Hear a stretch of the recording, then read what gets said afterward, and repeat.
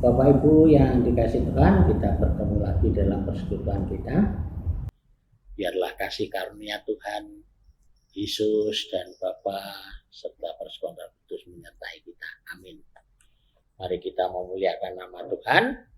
Kita bersenandung dengan bahasa Jawa.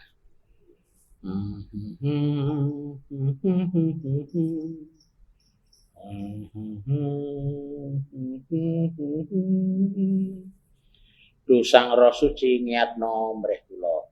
Duh Sang Roh Suci ngiyatno mrih kula mursid nyata. Nggih bekti pring Sang Pamarta welas asih pepadha. Duh Gusti Roh Suci nggih andel sanyata tumadak jroning ati nganyarken gesang kula. Bapa, kami mengucap syukur, biarlah roh Tuhan turun di atas kami dan memberkati kami, membimbing, menolong kami. Hanya di dalam Engkau Tuhan Yesus kami berdoa. Amin. Bapak Ibu yang dikasihi Tuhan dan saudara-saudaraku, hari ini kita hendak bersama belajar tentang roh Tuhan. Roh Allah memampukan kita menjadi saksinya. Bacaannya dari Kisah Para Rasul, pasal yang pertama ayat 8. Tetapi kamu akan menerima kuasa kalau Roh Kudus turun ke atas kamu.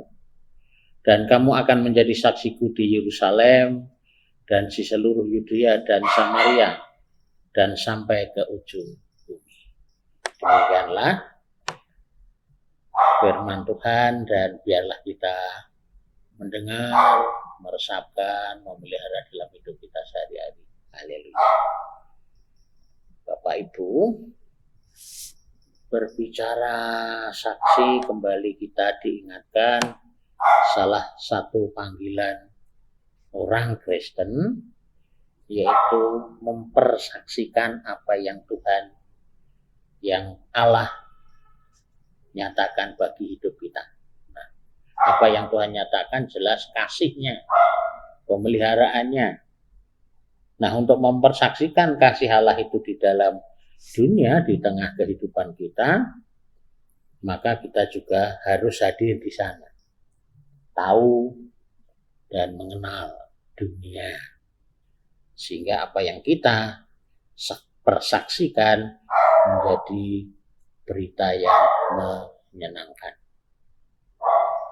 Nah, bagaimana sebagai orang percaya, sebagai orang Kristen, kita juga mempersaksikan kasih Allah?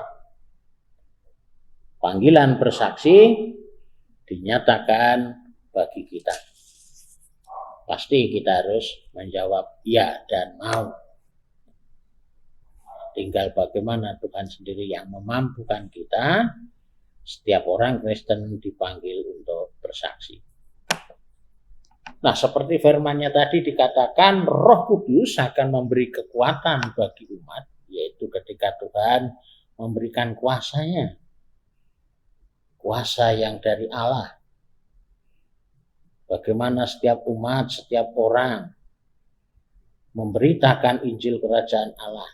Nah, oleh sebab itu, melalui pertemuan kita ini, kita menggumuli penyertaan Roh Tuhan, di mana kita dipanggil untuk mempersaksikan Injil Kerajaan Allah. Ada sebuah cerita ilustrasi, kalau kita boleh melihat di dunia media sosial, dengan kemajuan yang begitu pesat dan canggih, bahkan saat-saat ini dalam pandemi virus ini menjadi alat komunikasi yang sangat penting sekali. bercakap. Bahkan di dalam beribadatan kita harus dengan virtual, dengan media ini. Orang tidak boleh berkumpul sehingga melakukan percakapan jarak jauh. Bahkan saudara kita pun di dalam silaturahmi juga menggunakan ini. Betul, itu kemajuan teknologi yang membawa budaya manusia berubah. Nah, perubahannya tidak selamanya juga menuju kebaikan. Ada hal yang menarik dimulai dari Eropa, tetapi jika tidak di Eropa, mungkin juga sudah di dunia. Yang terdekat dengan kita adalah Korea.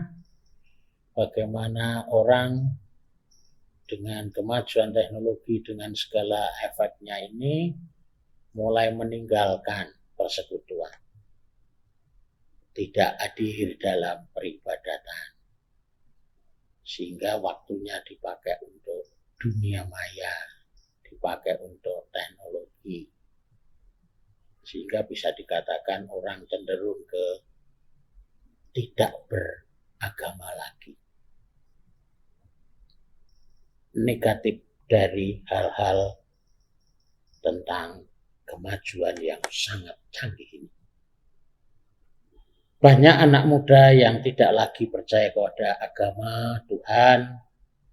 Tidak hanya negara Eropa, juga melanda dunia Asia.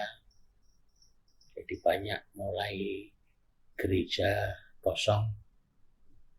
Perubahan bahkan menuju dunia yang tidak Kristiani lagi.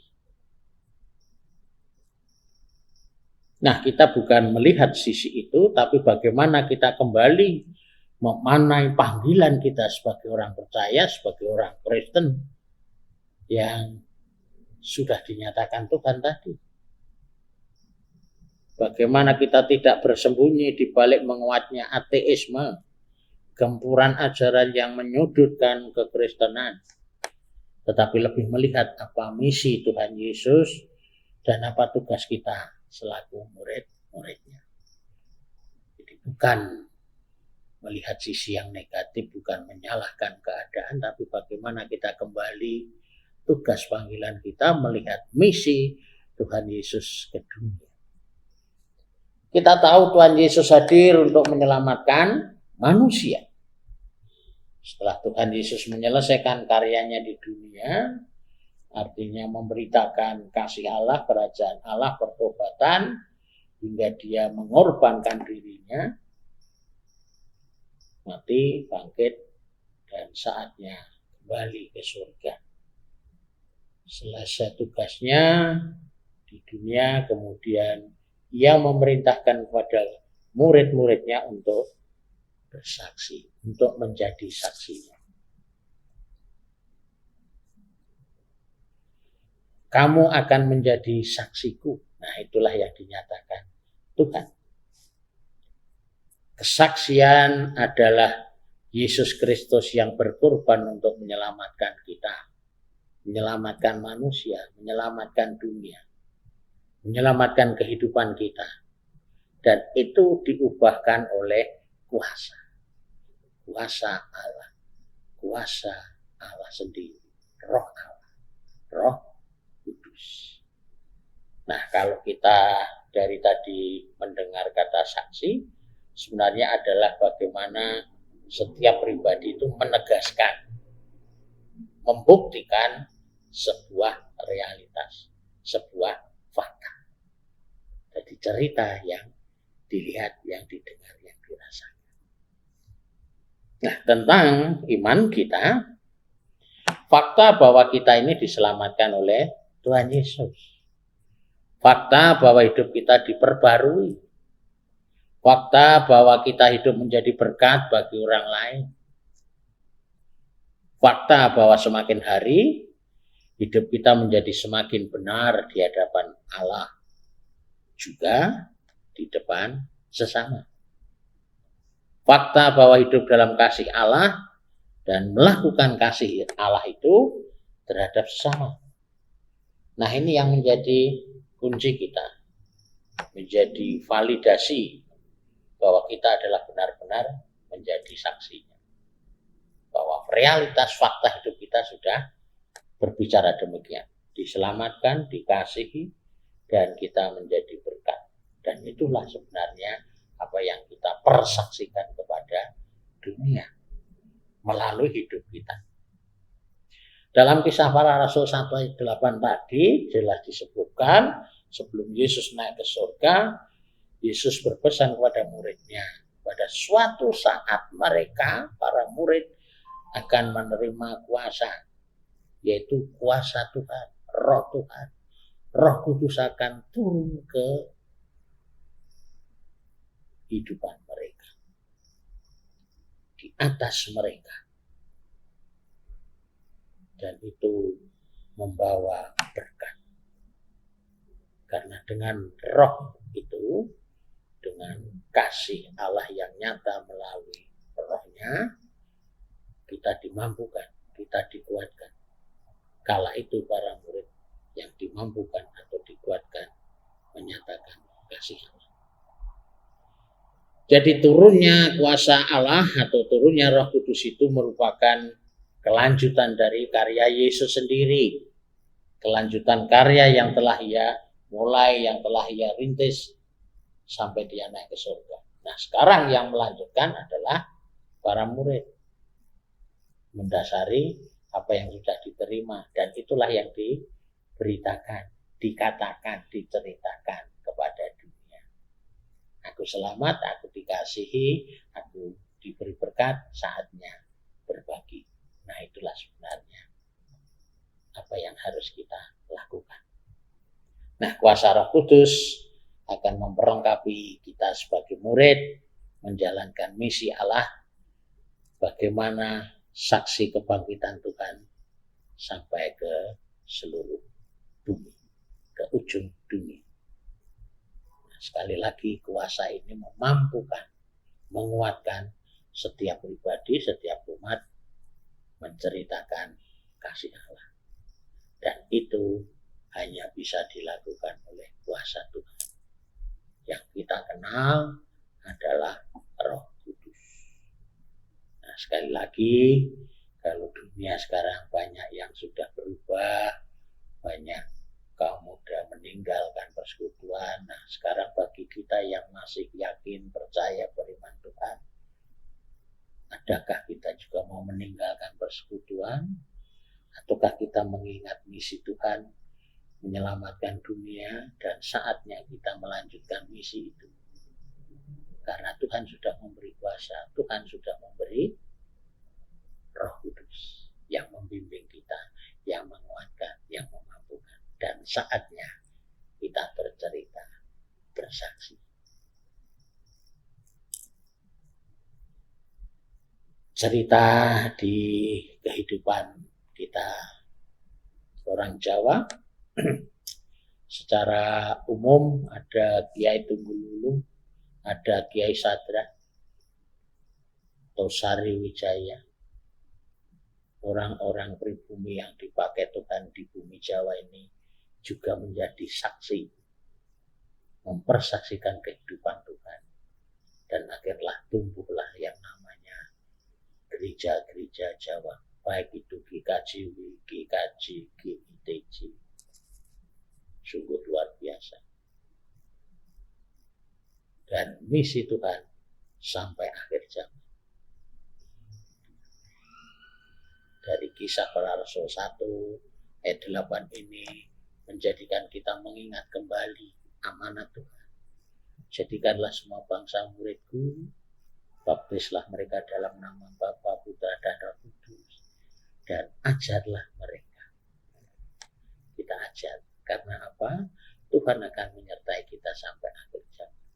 Nah, saatnya menjadikan murid, mengajar mereka, karena Tuhan sudah memberi kuasa, Tuhan sudah memberi kekuatan, yaitu Roh Kudus. Mari kita jalankan misi Tuhan. Amin. Patut kita renungkan, masihkah kita datang dalam persekutuan? Masihkah kita menjadi murid Tuhan? ataukah kita mengikuti dunia, meninggalkan persekutuan, menjadi juga ateis. Tuhan memberkati. Mari kita kembali memuji nama Tuhan dari Kidung BMBJ 81.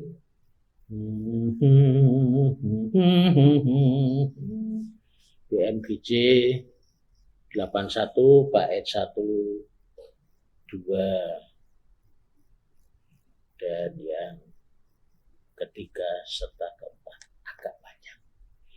Kula mesti nderek Gusti kang jumeneng panutan, tetap setia dugeng janji tan wikih karibetan, donyawa kujo kuatir Gusti tan ewah kingsir, tuturi salaminya ing sati dae Gusti.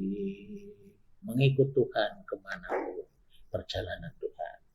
Kula mesti nderek Gusti martosken Injil suci, ndatan ajrihing sangsara wit Gusti nganti kula, duh nyawaku aja kuatir Gusti tan ewah kingsir, tuturi salaminya ing sati dae Gusti. Memberitakan Injil Tuhan. Kula mesti nderek Gusti babarken sih piwulasnya mring sakum titahing bumi timen samya raharja, duh nyawaku aja kuatir Gusti tan ewah kingsir, tuturi salaminya ing sati dae Gusti. Memberitakan kasih Tuhan. Kula mesti nderek Gusti ngestoken dawuh ati, lamun kunten kang nyatroni nedya kula tresnani, duh nyawaku aja kuatir Gusti tan ewah kingsir, tuturi ing salaminya ing sati dae Gusti. Kita menjalankan perintah Tuhan, dan saatnya sekarang memang mempersaksikan karya Tuhan melalui Roh Kudus yang sudah diberikan kepada kita. Kita berdoa. Terima kasih Tuhan, kalau dalam persekutuan ini Tuhan menguatkan kembali, memampukan kembali kami untuk bersaksi karena kasih Tuhan, karena penyertaan Tuhan, karena pemeliharaan Tuhan. Fakta Tuhan sudah menyelamatkan, fakta Tuhan sudah menjadikan kami menjadi berkat dan menyatakan kasih. Terima kasih atas semuanya, biarlah fakta itu kami nyatakan kepada dunia. Cerita, berita, dan menjadi saksi atas kebaikan Tuhan. Oleh sebab itu Tuhan, biarlah roh-Mu yang Kau berikan, kuasa-Mu yang Kau nyatakan, kami lakukan dalam hidup ini, di dalam Yesus, Tuhan dan Penebus. Amin.